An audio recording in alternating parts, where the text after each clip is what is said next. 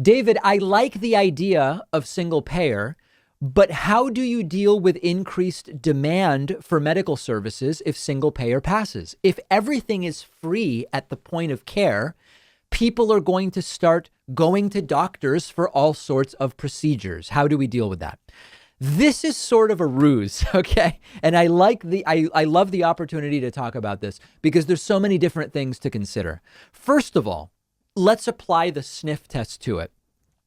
If you're talking about unnecessary medical procedures where people would get them for kicks if it was free, what actually falls under that umbrella that has no preventive benefit? What I mean by that is, in every single payer proposal I've seen, unnecessary cosmetic plastic surgery that's not medically necessary, that's not reconstructive in some way, for example, wouldn't be covered by single payer. You would still have to say, if I want breast implants, if I want a nose job, absent some trauma or a mastectomy or other situations, it's not covered. I've got to pay for that out of pocket. Okay. So once you take cosmetic plastic surgery off the table, what somebody who people are going to get hip replacements just for kicks, even though they don't really need them. People are going to get,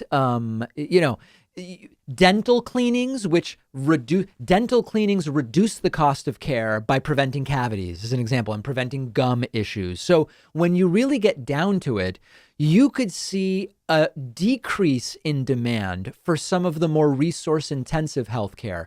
Preventive care reduces the number of ER visits for heart attacks and strokes and abscesses that could have been treated early on, and reduces demand for ICU and other acute services because you're catching medical issues earlier, you're addressing them earlier, and you prevent some of that really expensive specialized care. So number one, when you really think about it, the things people are mostly not doing because of financial obstacles aren't things people do for fun. And this gets to the most important point, and really the fundamental reason why a for-profit healthcare system doesn't make sense. Demand for most medical services is completely inelastic. Okay, let's talk this through, and I hope I can do this clearly going back to my microeconomic days. If you take a good, like, for example, I don't know, Sharpies as an example, where there's lots of substitutes for Sharpies, and Sharpies are an item where you might prefer the Sharpie to a pen, but you might not, but there's substitute, okay, etc. If Sharpies are a penny each, demand explodes. Tons of people, if the Sharpie goes to a penny, I'll buy a ton of Sharpies and just use them maybe instead of a pen or some other marker. If the Sharpie goes to $1,000, demand goes to almost zero. Very few people like Sharpies enough to pay $1,000 each, and they'll switch to something else. You'll go to a pencil, you'll go to, whatever. If there's no obvious alternatives, you'll get chalk. I don't know. Okay. So there's elasticity there, significant elasticity.